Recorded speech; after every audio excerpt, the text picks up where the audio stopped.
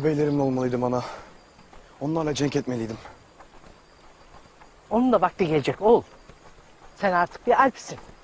Ertuğrul ağabeyim hata eder. Yiğit hepimize ihanet etti. Sungur Tekin ağabeyimin dediği gibi o artık hain.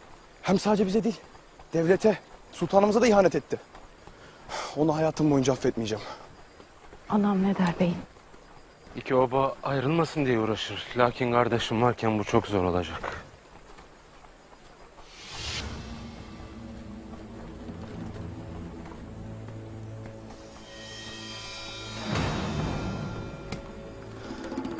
Hayırdır? Ağabey bu kanlı.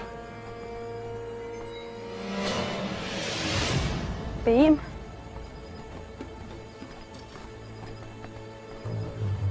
Ağaçların arkasına saklamışlar beyim.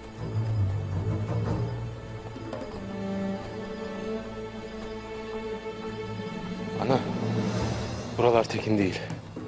Bir an evvel obaya dönmemiz icap eder. Dündar, çabuk obaya git. Alpleri topla gel. Çabuk.